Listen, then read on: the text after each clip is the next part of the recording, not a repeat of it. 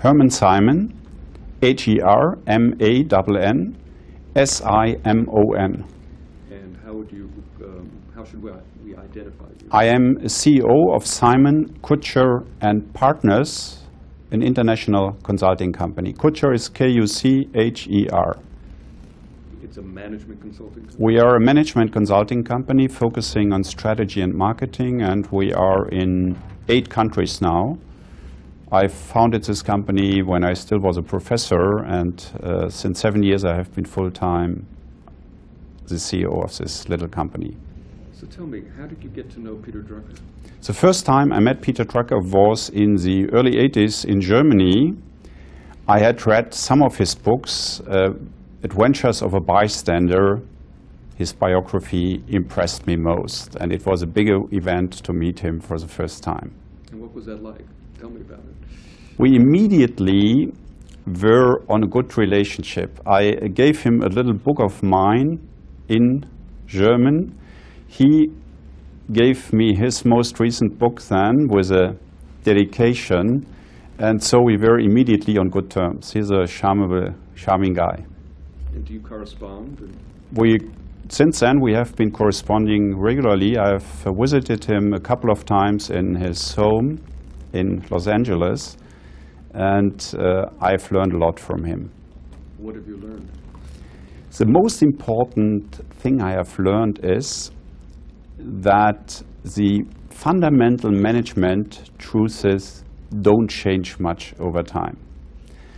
You have new developments, you have lots of fads, of fashions, of new buzzwords, but management remains more or less the same over the years. So is it more like philosophy than? It's very, very similar to philosophy. For instance, the best things about time management you can find with Seneca, the Roman philosopher. And Peter understands these things. And Peter does not only understand it, but he knows everything. His foundation is his knowledge of theory, of history, of philosophy. He is much wider in his interests than usual management thinkers and writers. So what are the roots of, why does he seem to be able to have these insights, or had these insights, while nobody else did? I think the first and most important root is his childhood and youth in Vienna. He grew up in the last phase of the Austrian-Hungarian Empire, where it was normal that you got a very broad education in art, in history, in philosophy, and that you spoke 5 to 10 languages. And this fundamental universal education has accompanied him throughout his life. And so he sees management problems from a different perspective. And now he talks about management as a liberal art in terms of bringing all these things. Tell me a little bit about that. For instance, to give you a concrete example, he compared the internet phase with the invention of printing and the development of the economy after that phase in the 15th, 16th century. And there are so many interesting parallels. New companies were founded. Many of them went bust after a short period of time. They were not seriously financed, etc. So this is a concrete example which shows that historical analogies can really give you new insights. What has Drucker taught management consultants? He has taught management consultants so many new concepts, but I will confine myself to 2 or 3. He was the first to think in 1942 about the problems of corporate governance. All the problems which are being discussed today. Legitimacy of management, salaries which are too high. He invented management by objectives in 1954. He coined the term knowledge worker in 1966. The true importance of all these things came 30 or 40 years later. So he was several decades ahead of his time.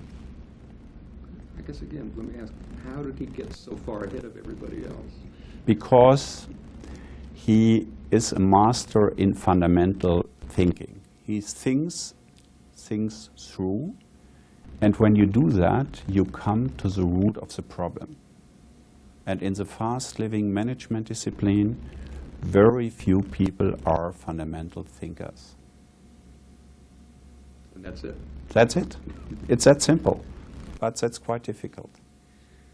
So tell me about his contributions. What do you think are his major contributions?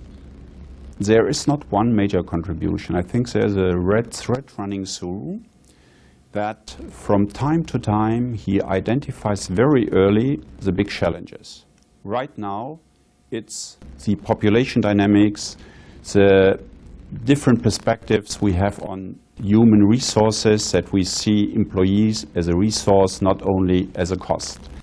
So starting from the 30s, he always understood these big trends, interpreted them,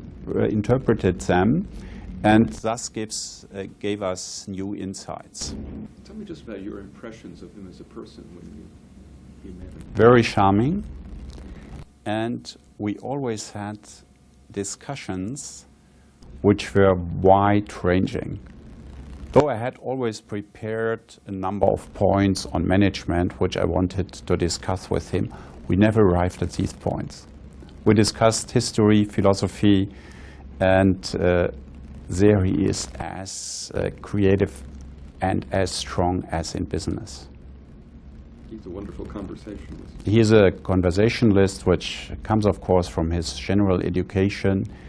He learned Spanish to read Balthasar Gracian in the original. He learned Danish to read the famous philosopher Søren Kierkegaard in the original.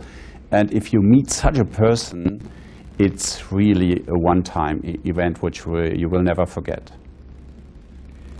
So what do you think his legacy is? How will he be remembered? He will be remembered for certain specific contributions, like management of objectives, corporate governance, population dynamics, financing of old age provisions. But beyond that, he will be remembered as the fundamental thinker of management and economic issues in the 20th century. So his reputation and legacy will go beyond these specific points. There's nobody who comes close to him in general terms, in having addressed so many of the big issues of our time. And I know, that the academic community has never quite known what to do with him, right? That is true. I think the reason is that starting in the 50s, the academic community has become very quantitative, model-oriented. And he came from a totally different field, from the humanities, rather than from operations research and mathematics. And he addressed the real issues. The academic world in business lives more in model perspectives, in model paradigms. And they never came really together. And he thinks, isn't he? He sort of talks about himself more as a journalist than as a... I have often discussed this with him. He described himself always as a historical writer. So, as a journalist, as a writer, rather than a business researcher in a narrow sense. And you think that's been an advantage for him? Obviously, with his ability, he has been able to use his knowledge in humanities, in history, in art, to improve management. And that is an art in itself, to bring these two seemingly separated worlds together. Actually, that refers to a definition of creativity by Arthur Koestler, which was one of his contemporaries from Vienna, who defined creativity as bringing together two unrelated areas. Well, I mean, I think about that he goes and talks to business executives and he starts talking about symphony orchestras or string quartets. Yeah. Likens, right? Yeah. To be the CEO to the conductor. You think these people must first think he's a little crazy, right? But it works. I know only one person who has the same power of association, that José Luis Borges, a famous Argentinian writer. Borges has read everything, connects everything, sees the most unlikely associations. And the same is true for Drucker, which also shows that he must have an encyclopedic memory. He remembers so many details from old times. It's unbelievable. And this ability to remember and to associate is one of the greatest gifts a person can have.